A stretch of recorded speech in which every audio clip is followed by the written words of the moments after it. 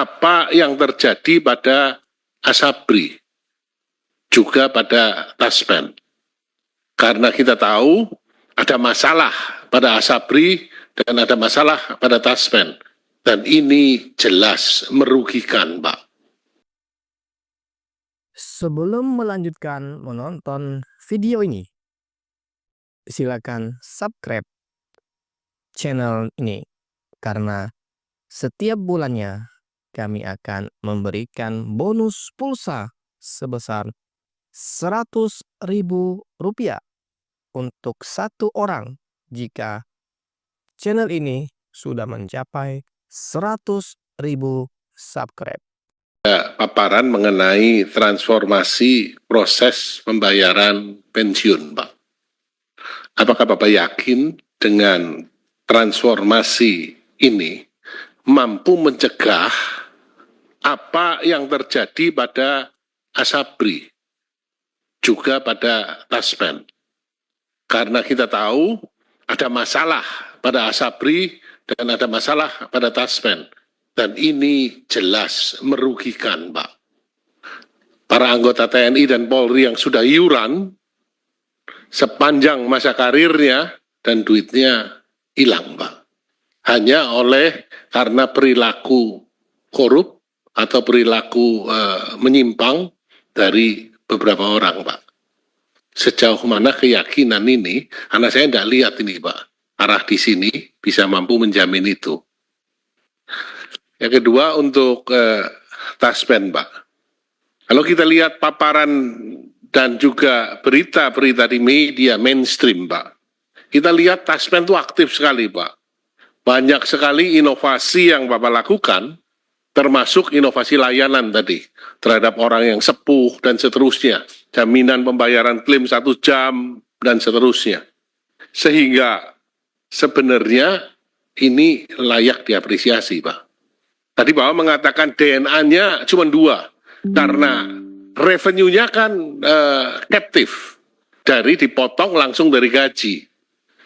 Sehingga kata kuncinya kan di pelayanan, dan yang kedua di investasi. Di pelayanan saya lihat inovasinya bagus sekali. Di investasi dari paparan Bapak mampu menjaga portofolio investasinya. Mayoritas ISBN, tentu ini adalah risk-free, deposito, obligasi, sehingga ini relatif aman, Pak. Tapi faktanya kita tahu ada direksi yang sekarang mondok karena kasus investasi.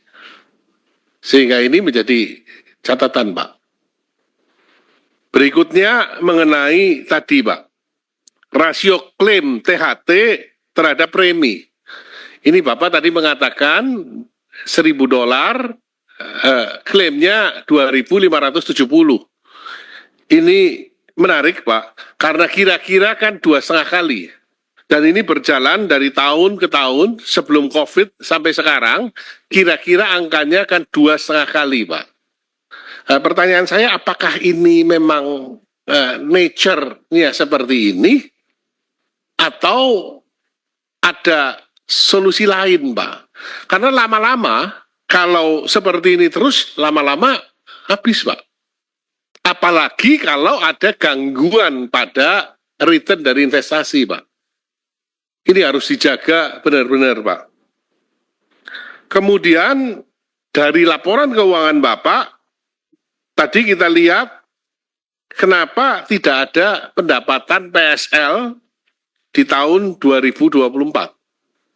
Ini yang membedakan dengan 2023. Perbedaan lain yang mencolok di laporan keuangan Bapak adalah terjadi penurunan yang signifikan beban LMPMD, Pak. Dan cadangan teknis dari 3,57 triliun menjadi 1,12 triliun. Nah, penurunan beban ini mengakibatkan Bapak profitnya tebal di bawah. Ya, kok bisa turun seperti ini? Apakah ini ada kaitannya dengan perpanjangan usia pensiun? Ya, atau dari sebab lain? Ini yang kudu ditata hati-hati, Pak. Karena kalau dari sebab lain, Ya berarti bahaya ke depannya, Pak. Ya, dan terakhir, Pak, layaknya perusahaan asuransi, Pak, kita kepingin tahu utangnya itu berapa sih, Pak? Dan kesehatan dari perusahaan Bapak. Terima kasih. Assalamualaikum warahmatullahi wabarakatuh.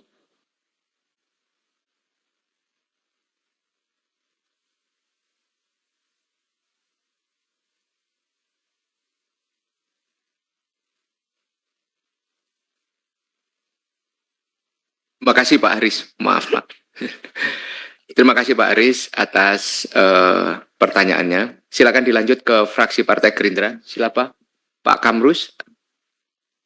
Oh Golkar ya. Karena ulang tahun Gerindra kita jadi. Silakan Mbak Putri. Terima kasih Ketua. Assalamualaikum warahmatullahi wabarakatuh. Pimpinan dan anggota Komisi 11 yang terhormat, Pak Prima beserta Pak Roni beserta seluruh jajaran. Yang pertama Pak, ini kan sebenarnya kita masih menunggu-nunggu PP turunannya Undang-Undang ASN. Jadi kalau tadi Bapak sebutkan, memang sekarang untuk pensiun pegawai ASN ini menjadi sangat memberatkan APBN karena memang skemanya masih sepenuhnya ditanggung oleh APBN. Dan sayangnya justru seperti yang tadi juga sudah disampaikan Pak Haris, hari ini kita tidak melihat proyeksi dari beban belanja pensiun dalam APBN secara keseluruhan ataupun terhadap belanja pegawai. Jadi kita akan meminta data tersebut dari Pak Prima juga. Dan yang kedua kan sebenarnya dalam Undang-Undang Nomor 20 Tahun 2023 tentang ASN, di situ juga telah diamanatkan bahwa pembiayaan pensiun berasal dari pemerintah selaku pemberi kerja dan juga iuran dari pegawai ASN yang bersangkutan. Tapi sayangnya peraturan pemerintah yang mengatur terkait dengan ini belum ada. Sepengetahuan saya, kalau sudah ada memang bisa disampaikan di sini. Kalau belum ada, kami ingin mendengar sebenarnya dinamikanya seperti apa. Sampai dengan hari ini PP-nya belum ada, belum terlihat hilalnya. Dan juga yang berikutnya adalah kita juga ingin melihat bagaimana nanti pemerintah bisa menyelesaikan aturan turunan dari Undang-Undang Nomor 20 Tahun 2023 tersebut, terutama PP yang mengatur terkait jaminan pensiun dan juga jaminan hari tua. Karena memang tanpa regulasi yang jelas, reformasi sistem pensiun kita ini pasti akan semakin tertunda. Dan juga tekanan fiskal yang semakin meningkat ini tentu akan terus memberatkan APBN kita. Jadi kalau perlu disampaikan di dalam forum ini juga apa yang bisa kita lakukan di Komisi 11 di DPR RI untuk bisa membantu dalam pelaksanaan reformasi pengelolaan pensiun ini. Itu yang pertama yang ingin kami tanyakan. Dan yang kedua, ini untuk Pak Roni beserta seluruh jajaran dari Taspen. Kita tentu di sini menginginkan bahwa Taspen sangat berhati-hati dalam pengelolaan AIP atau akumulasi iuran pensiunnya. Karena memang ini pungutan dari gaji ASN, jadi haknya beliau-beliau 4,75%, dan juga akumulasinya sekarang sudah mencapai 250 triliun rupiah seperti yang tadi sudah Bapak sampaikan. Jadi jangan sampai Taspen sendiri tidak cermat justru dalam mengelola dana yang sebenarnya milik atau hak orang lain ini. Kenapa ini berkali-kali kita sampaikan juga sebenarnya di forum ini, karena menurut pemeriksaan BPK juga pada tahun 2019 di situ ditemukan bahwa pengelolaan AIP belum sepenuhnya dilakukan secara optimal. Memang ini juga sebenarnya ini buat Pak Prima juga, karena pemerintah juga belum mengatur bentuk pengelolaan risiko investasi saham yang mengalami penurunan nilai dan juga penyertaan langsung. Dan pemerintah juga belum menetapkan kebijakan sanksi atas adanya penurunan dana AIP maupun sanksi atas capaian hasil investasi AIP yang tidak mencapai target. Jadi kemarin kasus hukum yang kita semua di sini sudah tahu melibatkan Dirut Taspen, kerugian negaranya sampai dengan 200 miliar rupiah, itu sangat disayangkan. Jadi tentu saya ingin mengingatkan kembali supaya AIP ini bisa dikelola secara prudent, dan tentu yang ingin kita dengar adalah langkah-langkah perbaikan yang telah atau akan dilakukan Taspen untuk pengelolaan AIP ini. Jadi AIP-nya nanti bisa dikelola secara lebih optimal dan tentu bisa menjaga prinsip kehati-hatian. Dan yang berikutnya juga concern terakhir saya adalah terkait dengan ketepatan dari manfaat pensiun ini. Jadi ada laporan dari BPK juga yang menemukan bahwa pengelolaan database kepesertaan aktif program pensiun ini belum terintegrasi. Jadi badan penyelenggara belum sepenuhnya menggunakan data BKN sebagai dasar kepesertaan dan juga pembayaran manfaat pensiun. Jadi ada ketidakakuratan penerimaan iuran pensiun sampai dengan pembayaran pensiun dan juga ketidakakuratan data kepesertaan dalam perhitungan yang dilakukan badan penyelenggara. Jadi tadi juga belum disampaikan oleh DJPB ataupun Taspen untuk memastikan bagaimana ketepatan sasaran dari penerima pensiun yang mencapai 3,6 juta. Jadi kalau sudah ada perbaikan database seperti apa progresnya, dan database ini memang menjadi sangat penting untuk kita bisa sama-sama mengurangi error dalam data penerima manfaat ini, yang nanti kalau ada error tentu bisa berdampak pada beban yang dikenakan kepada APBN kita. Jadi jangan sampai kebocoran data tersebut akhirnya makin memberatkan APBN, dan juga kami meminta ada upaya pengawasan di lapangan yang perlu kita optimalkan tentu untuk memastikan ketepatan dari manfaat pensiun tersebut. Demikian pimpinan, terima kasih. Assalamualaikum warahmatullahi wabarakatuh.